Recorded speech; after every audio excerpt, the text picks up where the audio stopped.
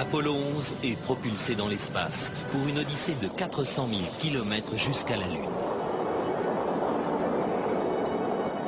Pendant leur voyage de 8 jours, les astronautes d'Apollo 11 ont pu contempler des vues spectaculaires de la Terre tout en flottant en apesanteur.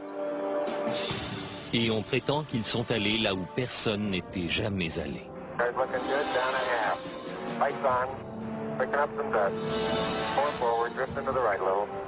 Contact light. Okay, engine stop. We copy you down, Eagle. Listen, Tranquility Base here. The Eagle has landed. Pourtant,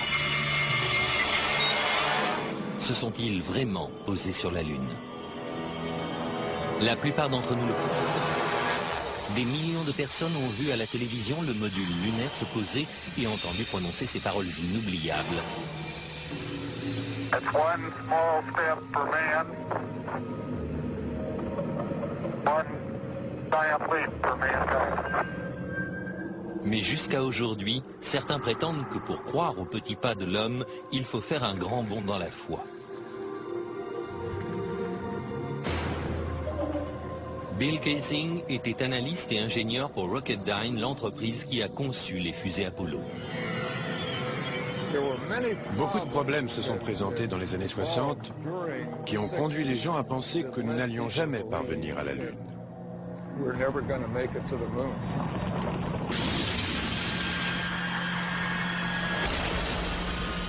Il y a 30 ans, Bill Kaysing regardait avec le reste du monde Apollo se poser sur la Lune. Mais ce qu'il a vu à la télévision après son expérience à Rocketdyne l'a laissé sceptique. À l'époque, tout ça m'a paru bidon. Je pense qu'intuitivement, je savais que ce qu'on nous montrait n'était pas vrai.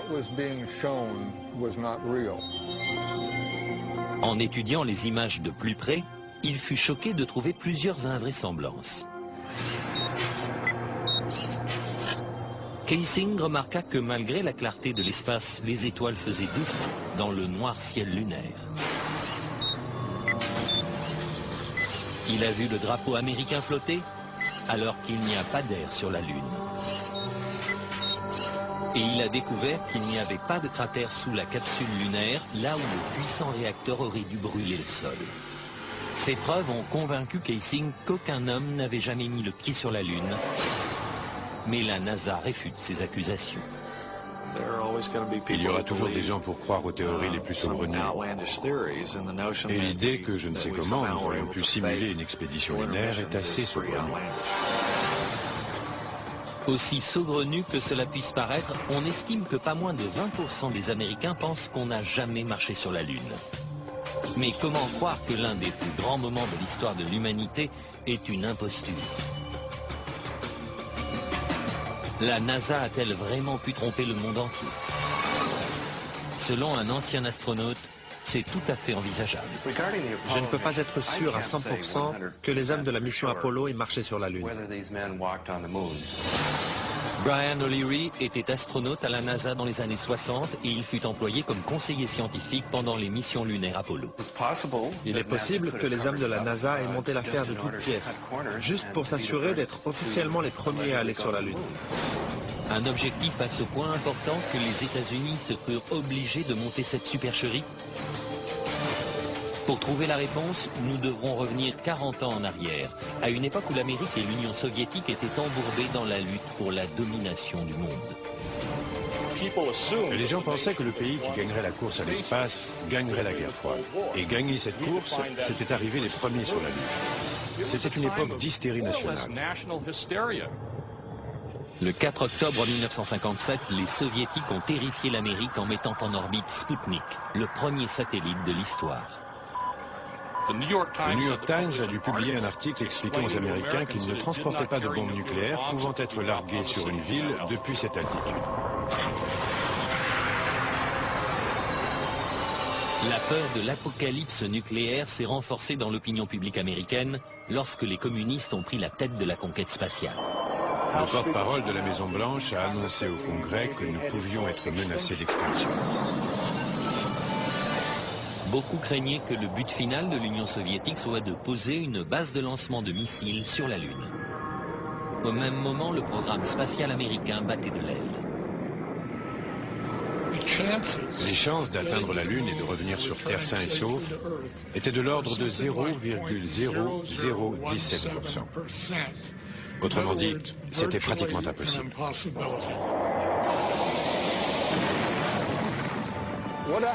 Ce qui s'est vraiment passé d'après moi, c'est que dans les années 60, on s'est dit, ce qu'on ne peut pas faire, on peut toujours le feindre.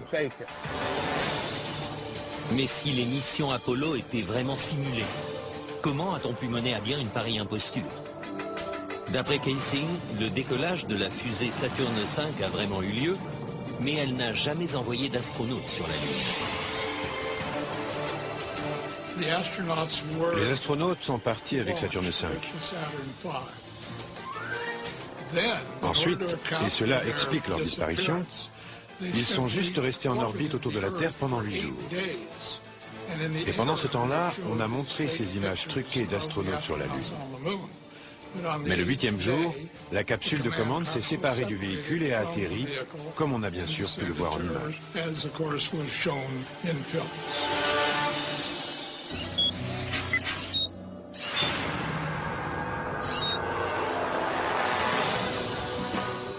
En 1968, cette théorie a inspiré le film Capricorn One, dans lequel le gouvernement tente de tromper le monde en simulant une mission sur Mars. We do not claim this planet in the name of America. We claim it in the name of all the people of the planet Earth. Les images d'Apollo sont d'ailleurs étrangement similaires à celles du film. Le producteur Paul Lazarus suggère que l'intrigue du film relève plus de la réalité que de la fiction. Je pense que la NASA avait les moyens de mener à bien la plus grande imposture de tous les temps. Elle pouvait recréer la scène dans un studio de télévision sans jamais envoyer personne sur la Lune. Je pense que c'était réalisable à l'époque. La technologie le permettait. The footing solid. Surface seems powdery. Surface is fine and powdery. I can kick it up loosely with my toe. Dans le film, on a fait ce qu'on a pu avec seulement 4 800 000 $.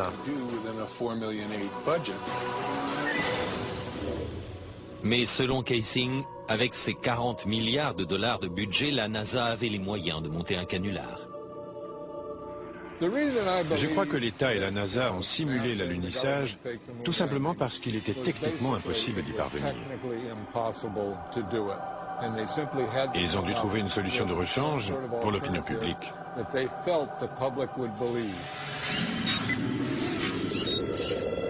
D'après Kaysing, les alunissages étaient en fait filmés en plein désert du Nevada, dans une base militaire secrète connue sous le nom d'Air 51. L'Air 51 est l'un des sites les plus secrets des États-Unis. Si on y pénètre à la recherche d'informations, on peut très bien être descendu sans autre forme de procès. Des photos de l'Air 51 prises par un satellite espion russe révèlent non seulement une série de hangars qui ressemblent à des studios de cinéma, mais aussi des portions de terrain désolées qui ressemblent à la Lune et sont comme par hasard couvertes de cratères. Comparez cette photo d'un cratère lunaire officiellement prise depuis l'orbite de la Lune par Apollo 10 avec cette photo satellite d'un cratère de l'Air 51. Les astronautes eux-mêmes ont remarqué la ressemblance entre les terrains. It has a stark beauty all its own. It's like much of the high desert of United States. Est-ce qu'on a vraiment pu faire croire à des milliards de personnes que le désert du Nevada était la Lune? Kaysing pense que c'est possible, et que c'est peut-être la vraie raison pour laquelle l'Air 51 est soumise à une telle quarantaine. C'est une base très secrète et pour cause. Sans l'ombre d'un doute, les décors lunaires sont encore là. Et s'ils y sont, on n'est pas prêt de pouvoir y jeter un coup d'œil. Dans la suite de ce programme, si le module lunaire s'est posé avec une poussée de 5000 kg, comment se fait-il que l'explosion n'ait pas donné naissance à un cratère? Cette empreinte de pied a-t-elle bien été faite sur la Lune? 10 astronautes sont morts dans d'étranges circonstances. Jusqu'où étaient prêts à aller ceux qui ont organisé cette imposture? On nous a dit que le 20 juillet 1969, le module d'excursion lunaire, le LEM, emmena des astronautes jusqu'à la surface de la Lune. Mais ne s'agissait-il pas plutôt d'une maquette déposée par des câbles sur un plateau de cinéma?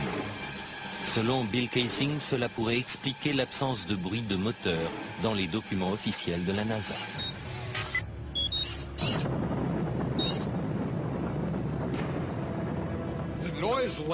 Le bruit d'un moteur de fusée atteint les 140 ou 150 décibels. Autrement dit, c'est un bruit énorme.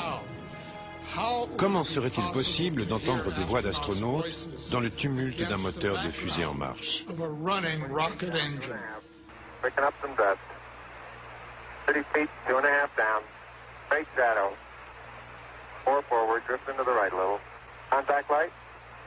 Okay, engine stop. Est-ce une preuve que les images sont truquées? Qu'elles auraient été tournées en environnement contrôlé, ici, sur Terre? Quelques mois seulement avant cet événement historique, un prototype de LEM faisait un vol d'essai sur la base de l'armée de l'air d'Ellington. Pendant que des caméras de la NASA enregistrent le vol d'essai, Neil Armstrong se débat avec un engin indomptable. Finalement, à 100 mètres d'altitude, il finit par perdre le contrôle de l'appareil, mais réussit malgré tout à s'éjecter au dernier moment.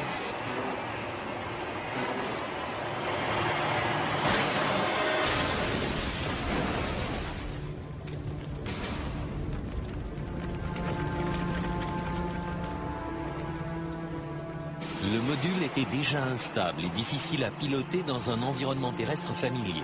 Comment aurait-il pu alors se poser parfaitement sur le terrain inconnu de la Lune? Le LEM avait un seul moteur principal. Et à part ça, il était muni d'un petit réacteur de propulsion et de 2 ou 3 petits réacteurs de poussée au-dessus. Les astronautes étaient censés contrôler l'altitude pendant la descente. Eh bien, je vais vous dire un secret. Si quelqu'un avait bougé d'un poil dans la cabine, ça aurait affecté l'équilibre des poids. Et elle se serait mise à basculer et à tourner sur elle-même.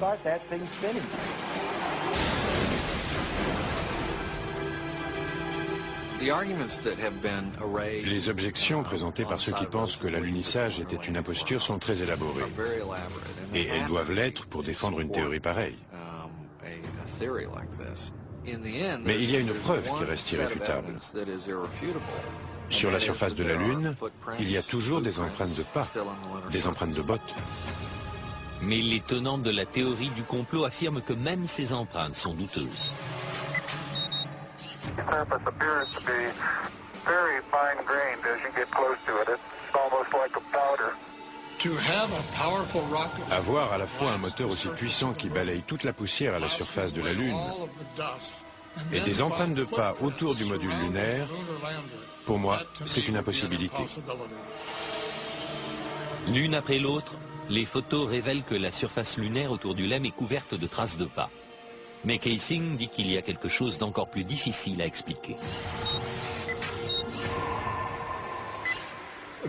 Le fait que l'alunissage n'ait pas créé de cratère est pour moi l'une des preuves les plus concluantes en faveur de l'imposture. En fait, aucun cratère n'est visible lors des 6 alunissages.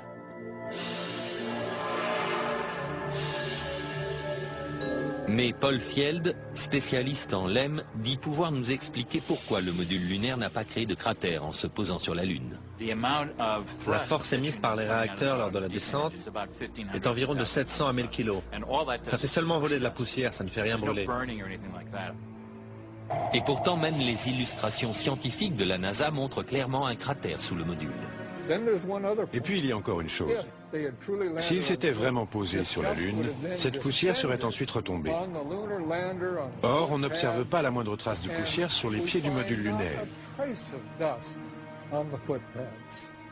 Cela seul a suffi à me faire penser que ce que je voyais ne pouvait pas être un module qui s'était posé sur la Lune. Le LEM n'était-il qu'un prototype installé sur un décor de cinéma? L'empreinte qu'Armstrong a laissée en disant « un petit pas pour l'homme, un grand bond pour l'humanité » a très bien pu être faite sur l'Air 51.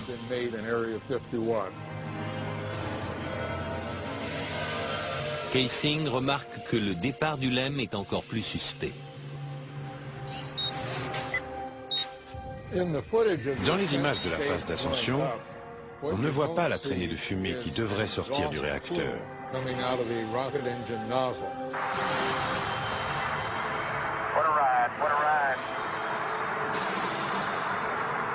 Que voit-on? On voit le module décoller tout d'un coup, sans la moindre fumée, comme s'il était juste hissé à l'aide d'un câble. Est-ce la preuve qu'il s'agissait d'un complot? Le gouvernement était-il capable d'une mystification d'une telle envergure? Pour présenter tout cela comme une supercherie, ils doivent nier toutes les preuves et tous les tests scientifiques qui témoignent des alunissages. Offer to support the reality of the lunar landings, they have to say that all of those are fake. Ma conviction qu'Apollo était une imposture ne se basait pas sur une preuve en particulier, c'était tout un ensemble. Tout ça était bidon. Et maintenant, s'il n'y a pas d'air sur la Lune, alors pourquoi le drapeau américain flotte-t-il? Les photos officielles de la NASA ont-elles été truquées? Aucune des photos n'est authentique. Des hommes ont-ils pu survivre aux radiations mortelles de l'espace interplanétaire?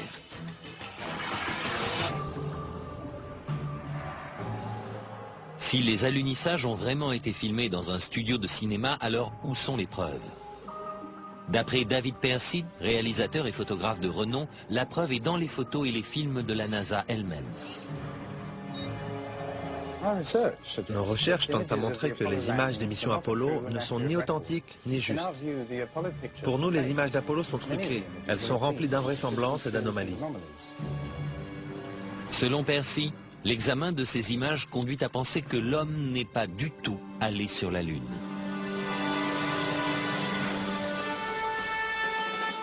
La célèbre image d'un homme faisant ses premiers pas sur la Lune. L'une des plus marquantes de notre histoire. Mais pourquoi des images d'une telle importance sont-elles si floues et difficiles à voir?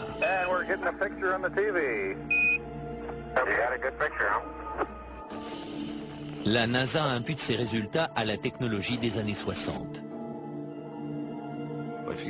Si l'on revient en arrière, la vidéo de la mission Apollo 11 est de bien mauvaise qualité selon nos standards actuels. Ce sont des images spectrales qui n'ont pas l'air très réelles. Cela est dû au transmetteur et à la caméra dont on disposait à l'époque pour la mission Apollo 11. Mais Bart Sibrel, journaliste d'investigation, pense que la NASA a volontairement brouillé les images. La NASA a orchestré l'imposture de façon tout à fait unique. Grâce à la télévision, ils étaient en mesure d'obtenir une image qu'ils contrôlaient complètement, en noir et blanc, avec du grain. Et cette image a persuadé tout le monde que l'homme avait marché sur la Lune. Nous n'avions aucune raison d'en douter. C'est triste à dire, mais c'est quelque chose de très facile à faire. Pour les tenants de la théorie du complot, ces images floues constituent une preuve supplémentaire.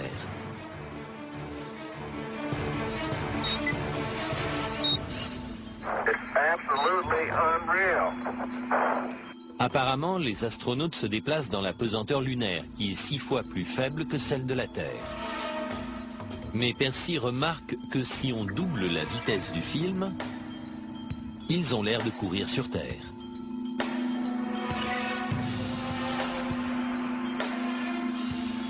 Même chose avec le patrouilleur lunaire. En accéléré, on dirait qu'il se déplace sur Terre.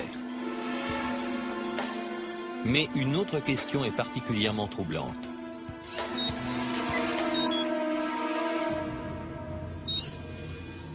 S'il n'y a ni air, ni vent sur la Lune, pourquoi ce drapeau flotte-t-il?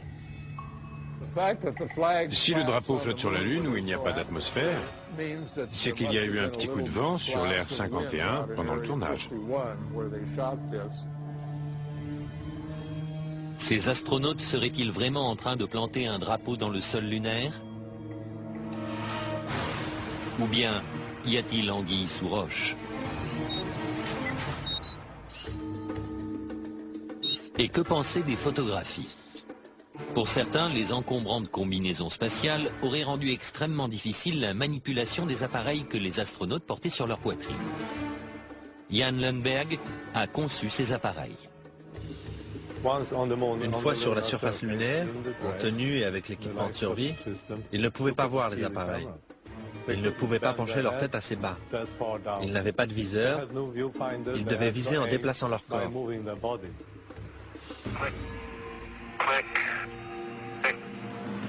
Si les appareils étaient si difficiles à manipuler, comment des milliers de photos ont-elles pu être prises avec une clarté cristalline et un cadrage précis? En apparence, ces photos prises sur la Lune sont absolument parfaites. Mais en les examinant de plus près, Kaysing a fini par découvrir certains défauts. Des erreurs malheureuses ont été commises qu'aujourd'hui on commence à découvrir. Principal problème, l'éclairage.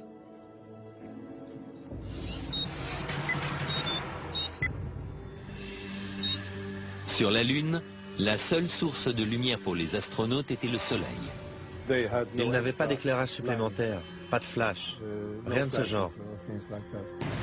Et pourtant, dans cette photo prise par Apollo 14, les ombres sont projetées dans des directions différentes, suggérant plusieurs sources de lumière. Les ombres des rochers au premier plan auraient dû s'étendre d'est en ouest, comme l'ombre du Lemme. Dans cette photo prise par Apollo 17, les ombres s'étendent aussi dans des directions différentes. Normalement, dans la lumière du soleil, les ombres sont toujours parallèles les unes aux autres. Elles ne se coupent jamais. Les partisans de la thèse du complot disent que ce ne sont pas seulement les ombres qui révèlent l'utilisation de lumières artificielles, mais aussi ce qui a été photographié dans les ombres. Prenons un exemple. Voici un astronaute qui descend dans l'ombre imposante du module lunaire. Et pourtant, son corps entier est toujours visible. Comment se fait-il qu'il ne soit pas drapé d'obscurité? Voici la même manœuvre lors d'une autre mission Apollo. Ici aussi, l'astronaute est fortement éclairé dans ce qui est de toute évidence une ombre obscure. Et dans cette image-ci, le soleil est juste derrière l'astronaute, le contour de sa silhouette devrait être imprécis, et pourtant on reconnaît les moindres détails de son costume. On dirait qu'il est sous un projecteur. Je ne peux pas l'expliquer. Ça m'échappe. Et pour finir, dans cette image où le soleil est derrière le module lunaire, l'avant du vaisseau est clairement visible. Les mots « United States » sont clairs et nets. Comment ces images à contre-jour peuvent-elles être si précises? Parce qu'il y a plus d'une source de lumière, ce qui veut dire qu'ils ne sont pas sur la Lune. Mais la NASA réfute tous ces arguments. On conteste beaucoup l'authenticité des photos prises par Apollo. Et les objections sont si nombreuses que ce serait une vraie perte de temps de répondre à chacune d'entre elles. Mais ce n'est pas tout. Pourquoi certaines de ces images, prises à des moments différents et en des endroits différents, présentent-elles un arrière-plan identique? Ces deux photos semblent avoir les mêmes montagnes pour toile de fond. Et pourtant, le module lunaire n'est présent que sur l'une d'entre elles. Ce qui est tout simplement impossible puisque le LEM ne s'est jamais déplacé et que sa base est restée sur la Lune.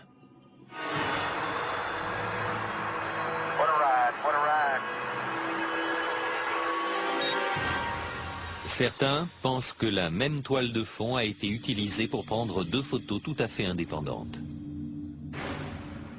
Les mêmes incohérences apparaissent dans la vidéo. La meilleure preuve, ce sont les anomalies picturales dans les photographies du voyage sur la Lune. Dans l'une des photos d'Apollo 16, on a la même vue de la même colline à 2 jours d'intervalle.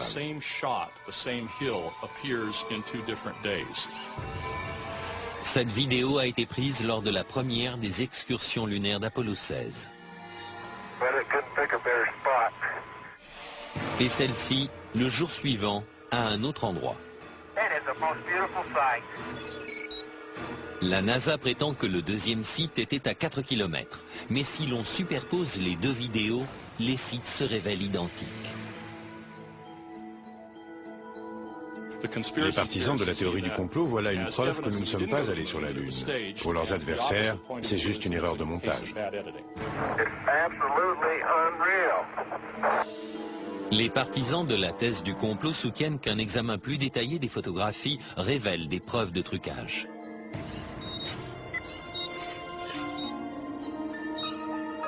Des croix étaient gravées dans les appareils photo, afin de repérer le haut de chaque image. Mais dans cette photo, le repère est derrière le patrouilleur lunaire. C'est impossible. Ça ne peut être que le résultat d'une manipulation technique. Et sur cette photo d'Apollo 11, le matériel au premier plan recouvre la croix. Ici, c'est le drapeau américain qui couvre l'une des branches. Et l'astronaute couvre l'autre. Questionnée sur ces photos et vidéos douteuses, la NASA nie en bloc les accusations. Il y a toutes sortes d'accusations, des plus sophistiquées aux plus ingénues. Il y a des arguments qui sont optiquement faux, physiquement faux, scientifiquement faux, historiquement faux. Il y a beaucoup d'âneries là-dedans. Mais quoi qu'en dise la NASA, les partisans de la théorie du complot maintiennent qu'Apollo était une supercherie. Après avoir regardé toutes les photos et tous les films, je suis absolument convaincu que nous ne sommes pas allés sur la Lune. Je suis prêt à jouer ma vie là-dessus. Et maintenant, la tragédie frappe le projet Apollo. Le projet pouvait être tué dans l'œuf. 3 astronautes sont morts dans une simulation de vol, mais était-ce un accident? Il allait sonner la fin de tout le projet. Les astronautes pouvaient-ils survivre à un voyage à travers l'espace interplanétaire? Avant même d'être à mi-chemin de la Lune, ils auraient reçu une dose de radiation mortelle.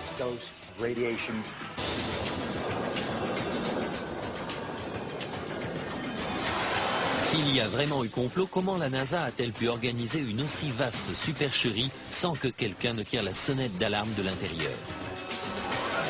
Virgil Grissom, dit Gus, fut sélectionné pour faire partie des 7 premiers astronautes.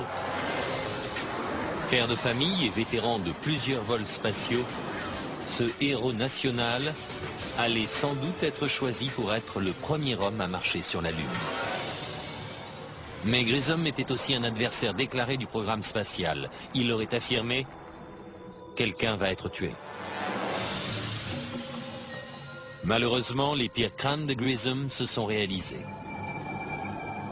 Le 27 janvier 1967, 2 ans avant le premier alunissage, Grissom et son équipe embarquèrent dans la capsule Apollo 1 pour une simulation grandeur nature. Les problèmes ont commencé presque immédiatement. D'abord avec les systèmes de communication.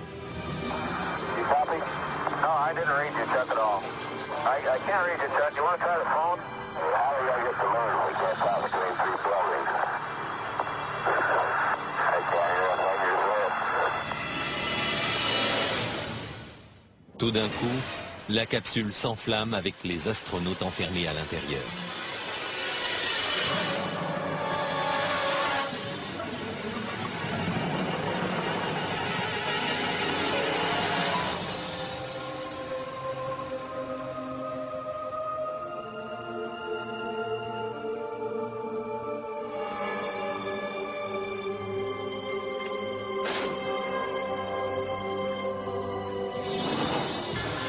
Gus Grissom,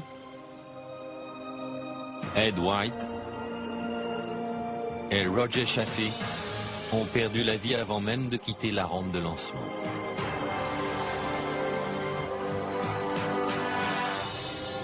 La famille de Gus Grissom pense que l'incendie d'Apollo 1 n'était pas un accident. Je crois que c'était un sabotage volontaire. Je me demande encore ce qu'on a découvert au cours de l'enquête sur l'accident et ce qu'on en a fait, si la CIA était impliquée ou le FBI ou d'autres. Mais je sais que c'était volontaire. La famille de Grissom ne sait pas qui est responsable de sa mort ni pourquoi ça s'est passé. Mais ils disent que la NASA est au courant. Vous savez, Gus a donné sa vie pour ce programme et je pense que c'est à la NASA de nous donner une réponse directe sur ce qui s'est vraiment passé. Gus Grissom et les astronautes d'Apollo 1 furent-ils les victimes d'un accident tragique ou les a-t-on volontairement réduits au silence parce qu'ils en savaient trop? On ne le saura peut-être jamais. La cause de l'incendie reste mystérieuse et la capsule est toujours sous scellée dans une base militaire.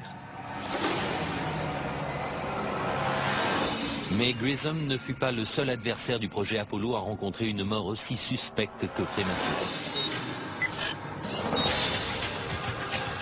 Thomas Ronald Barron était inspecteur de la sécurité pendant la construction d'Apollo 1. Après l'incendie, Barron a affirmé devant le Congrès que le projet Apollo était tellement mal en point que les États-Unis n'arriveraient jamais sur la Lune. Il soutenait que ses opinions faisaient de lui une cible. Has there been any pressure on you by NASA? Nothing. We were, my wife and I were somewhat harassed at home when the first thing broke some time back, but it's gone away now. Lors de son témoignage, Barron présenta un rapport de 500 pages donnant le détail de ses découvertes. On craignait vraiment que le programme soit étouffé dans l'œuf. Exactement une semaine après avoir témoigné, la voiture de Barron fut écrasée par un train. Barron, sa femme et sa belle-fille furent tués sur le coup.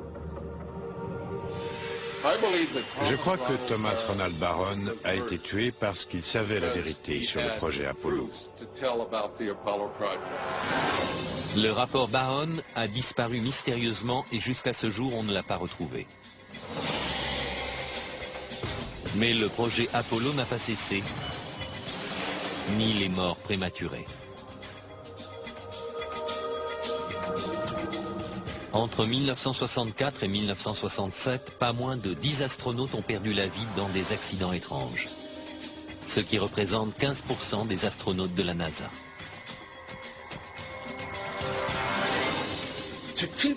Pour garder un secret bien protégé, on doit éliminer toutes les personnes qui sont capables de le révéler. Le gouvernement aurait-il pu aller si loin et mettre au point une imposture aussi élaborée? Selon la NASA, c'est impossible. Il y avait probablement 250 000 personnes directement impliquées dans le projet Apollo et environ 500 000 indirectement. 750 000 personnes ne peuvent pas garder un secret. C'est impossible. Mais Bart Sibrel insiste pour dire que la plupart des employés ne savaient rien de l'imposture. Très peu de gens étaient au courant à la NASA. C'est tellement départementalisé. Quelqu'un fabrique des boulons à Houston. Un autre s'occupe de ceci ou cela à Seattle ou en Floride. Personne n'a de vue d'ensemble de quoi que ce soit, à part une poignée de gens. Si les partisans de la théorie du complot ont raison, et que seulement très peu de gens connaissaient toute l'histoire, alors la vérité pourrait rester enterrée pour toujours. Dans la suite de notre programme, les astronautes auraient-ils pu survivre aux radiations mortelles de l'espace? Leur faire traverser la ceinture de radiation aurait été impossible. Des morts suspectes, des photos truquées et des drapeaux flottant dans le vide spatial, autant de raisons de douter.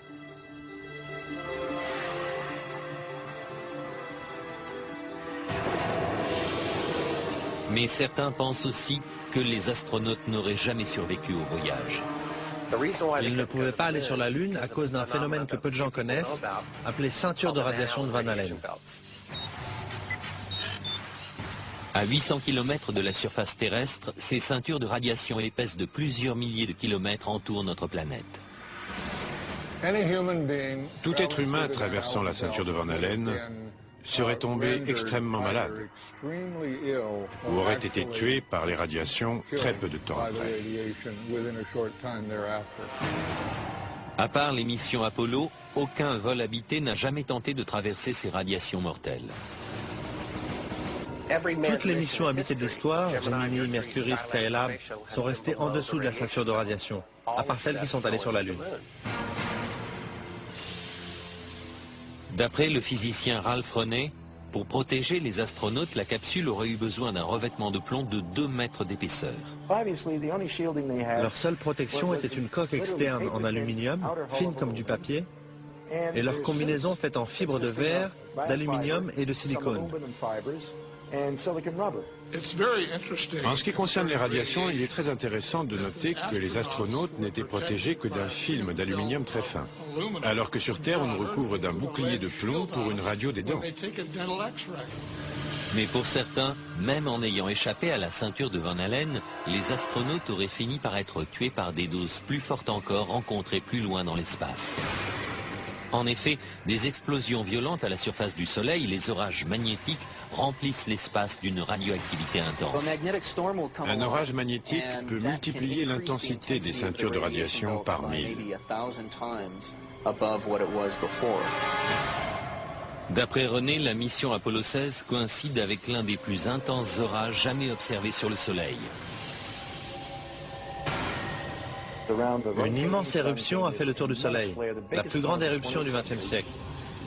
Elle ne s'est pas arrêtée pendant 3 ou 4 jours, parcourant lentement toute sa surface. Bien que les effets des radiations soient terrifiants, la perte de cheveux, le cancer, les éruptions solaires n'ont fait aucun mal à l'équipage d'Apollo 16.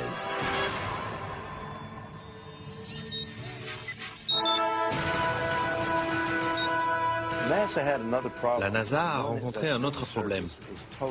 La surface de la Lune est tout à fait hostile à l'homme dans l'obscurité, y compris dans n'importe quelle zone d'ombre créée par un vaisseau. Les températures descendent jusqu'à moins 160. Au Soleil, au contraire, les températures montent jusqu'à plus 120. René affirme aussi que ces tenues spatiales, avec un liquide de refroidissement intégré, ne pouvaient pas protéger de la chaleur intense et des radiations. Mais la NASA rejette cet argument.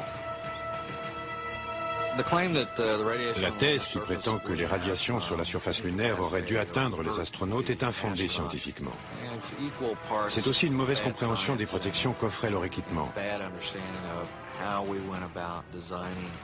Les costumes spatiaux qu'ils portaient étaient incroyablement résistants à beaucoup de choses.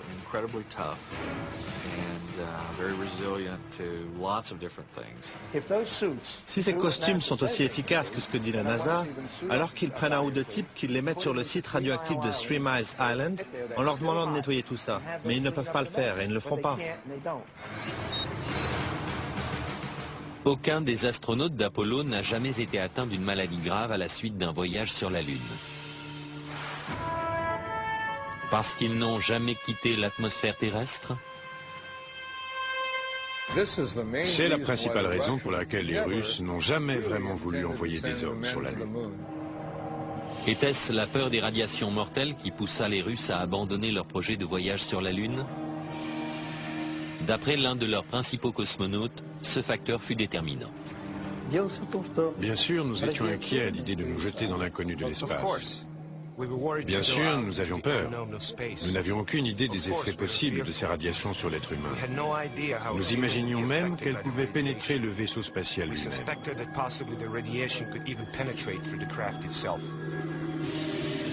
Les dangers mortels de l'espace sont-ils la preuve que la NASA a simulé les missions Apollo? Jusqu'à ce jour, les Russes n'ont jamais envoyé d'hommes sur la Lune. Et les Américains ne prévoient pas d'y retourner. Maintenant que vous avez entendu les diverses théories et explications, croyez-vous que les États-Unis aient pu monter une telle imposture? Avec son budget de 40 milliards de dollars, le projet Apollo n'était-il rien de plus que le film le plus cher jamais réalisé? C'est ma conviction personnelle et j'y crois complètement après les années de recherche que j'ai accomplies là-dessus. La NASA n'a jamais envoyé aucun homme sur la Lune. Pour moi, une personne qui croirait que nous ne sommes pas allés sur la Lune est complètement toquée.